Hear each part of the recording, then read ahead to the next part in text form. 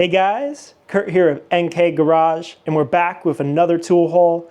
Today I got a small tool haul that I bought on the internet. And specifically, I bought these tools on Whatnot.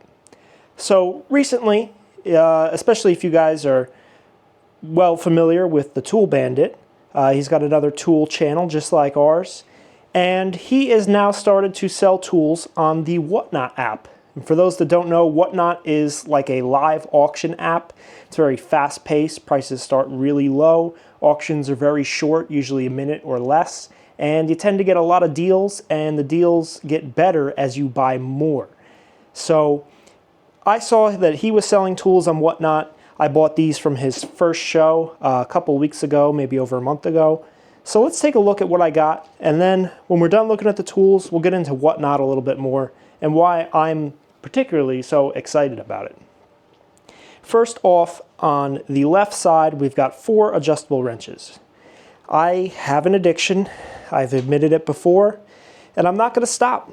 I am not going to stop until I've got every adjustable wrench there is.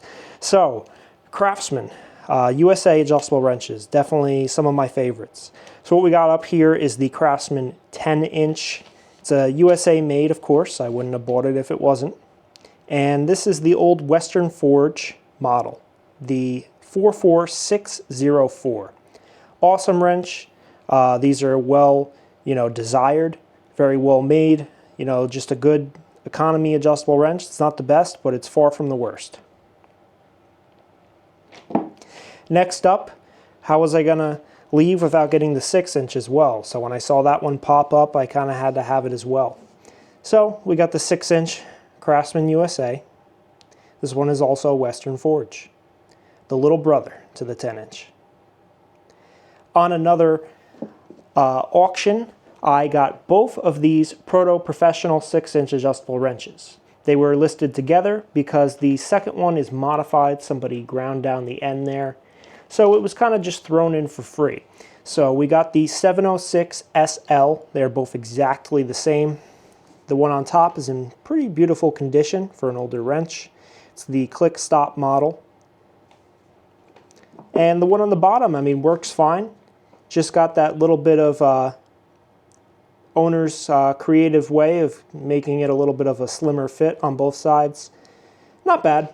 I could probably clean that up a little bit with some files, make it look a little bit better than whoever did that. They kind of just did a quick job.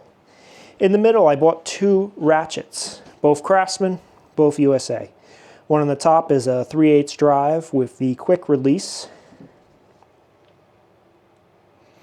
It's an old V series, and it's one of the original, with the patent number on it for probably for the quick release, or possibly just the style of ratchet. I'm not an expert on Craftsman history, but I know that this one is an original model to this type. This one also has the oil port, which is pretty cool. I don't particularly use the oil ports. I prefer to take my ratchets apart and service them that way with some grease, but that's all down to preference. And then I couldn't leave without getting the 1/4-inch drive one as well. Beautiful condition on this guy. This one is a VF series 43186. No oil port on this one. I bought some pliers. I love my pliers. So what we got is we have a 10-inch channel lock parrot style pliers. That's that alternate head there for the tongue and groove water pump pliers. This one's more for grabbing smaller nuts. So pretty cool. Older steel handles. USA made, of course. Channel lock has not changed that ever. Next up is the Utica Tools 517-10. It's a 10-inch water pump pliers, but instead of the tongue and groove style like this, it's more of a slip joint style. Definitely a cool pair of pliers. I am a big Utica fan, so when I saw them pop up at a starting bid of $3, I was instantly excited. Next up is a Williams. These Williams yellow handle pliers are kind of hard to come by. They're not like super valuable or anything like that, but they're definitely well made, and you don't see them very often. This is the PL47, made in USA. I believe it's a 7-inch diagonal cutter. And then we've got 2 pairs of Crowder pliers. Crowder's my second favorite brand, other than Utica, for pliers, old vintage pliers. We got a 4.5-inch diagonal cutter and an 8.5-inch lineman's pliers. The lineman's pliers, I think, are really awesome. These things are in fantastic shape. The cutters aren't nicked. The inside here is just fantastic. You can see all the original grooves and the grips. Really awesome. Nice preserved piece of history. Very old tool. Diamond Crowder logo. Steel handles without embellishments, but that's okay. Just really awesome stuff. I got a hammer. It's a Stanley little tack hammer. You could see the Stanley logo right there at the top. Nothing too special. I mean, it's just a good little hammer. You know, this particular auction, everything started at $3, and altogether, that pretty much everything didn't really go above $3 when you average it out. So that's a nice hammer, and that was a great price. I bought a Stanley 199 knife.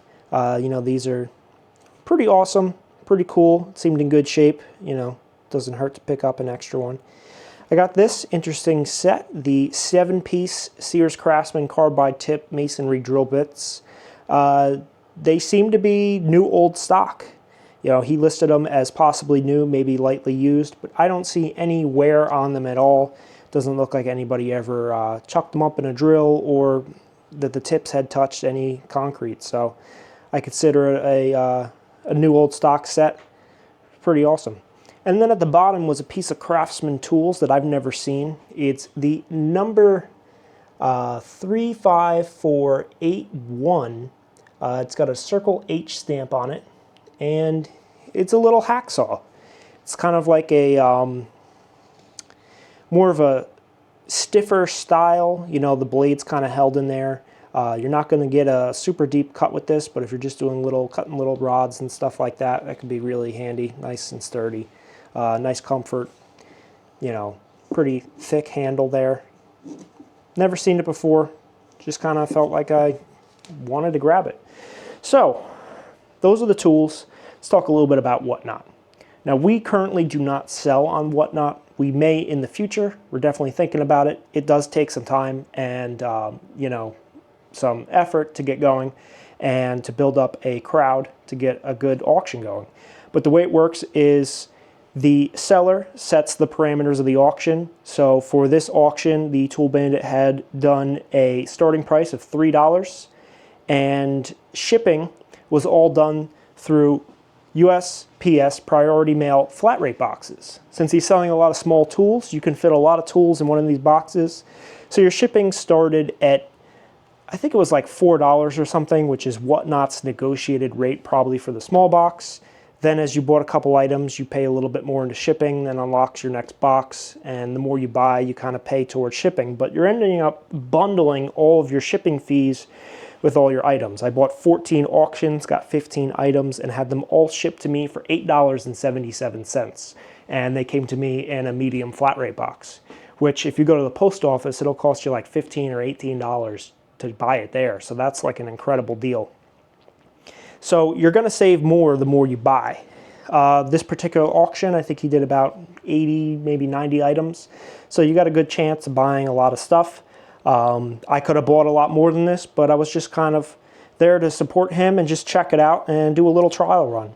So some of the items I was bidding with other people, but at the end of the day, I got shipping, taxes, fees, and 14 auction winnings, all for about $78, and that came out to about $5.80 a tool.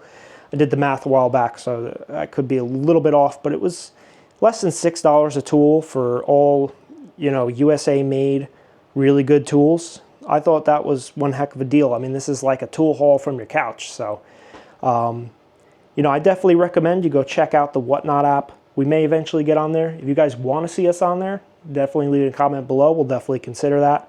It's definitely a good thing for selling kind of small stuff like this. You know, you wouldn't find many large items on here, but you could. Depends on the seller. And, you know, check out the Tool Bandit. Go check him out on Whatnot. Go check him out on YouTube. He's an awesome guy. Gets a lot of great tools, and he's looking to offload a lot of his extras right now. So there's definitely deals to be had. So that's it for today's video. Let us know what your favorite tool of the day is. You know, I think mine's got to be the little 6-inch Proto Click Stop. I really like that. It's a nice little wrench. It's in really great shape. But let me know what your favorite tool of the day is. And let us know what your thoughts are on Whatnot. And if you want to see us eventually get on there and sell stuff like this to you guys. Auctions starting at low prices, you could get some good deals. So that's it for today. See you guys on the next one.